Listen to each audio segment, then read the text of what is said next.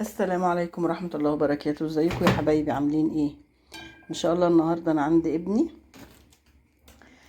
قاعدين كده، ففكرنا نعمل حاجة مسكرة. نعمل ايه؟ هنعمل كريم كراميل.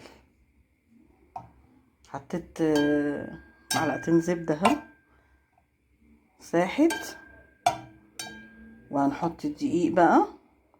هنعمل زي بشاميل مسكر ونكرمل السكر، وهوريه لكم ان شاء الله. اول ما تسخن السمنة دي الزبدة نحط عليها الدقيق وهوريها لكم. حطينا 4 معالق دقيق اهم، هنحمرهم. لما يتحمروا هجيب اللبن وارجع لكم. بصوا حبايبي، خلاص كده اللبن اتحمر، الدقيق اتحمر خلاص، وده كاس لبن اهو كبوا عليه.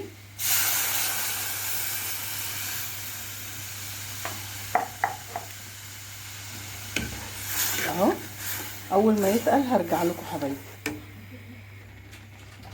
بصوا حبايبي، خلاص شكلت اهي، سخنت اهو، البشاميل اتعمل. هحط بقى شعرة ملح واحط كاس سكر،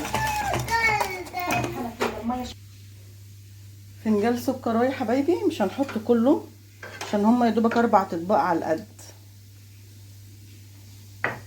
هنشوف بقى السكر حلو ولا لا. بصوا حبايبي، هنعمل بقى الكراميل مع بعض. الطاسه خلاص سخنت، نحط بقى السكر.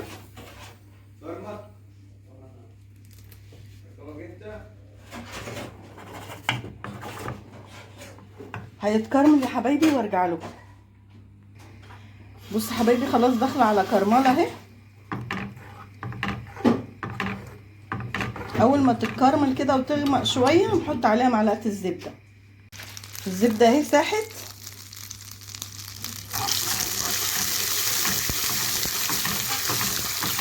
ولو عندكم لبن حطوا لبن، ما عندكوش هتحطوا شويه ميه صغيرين.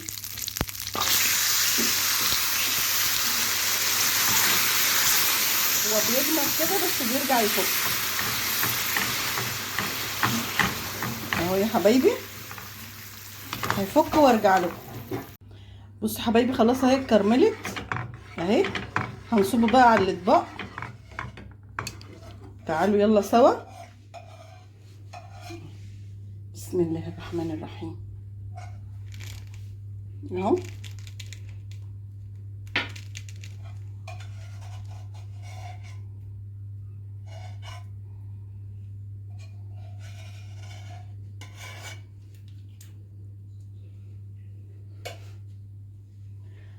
خلاص يا حبايبي اهو.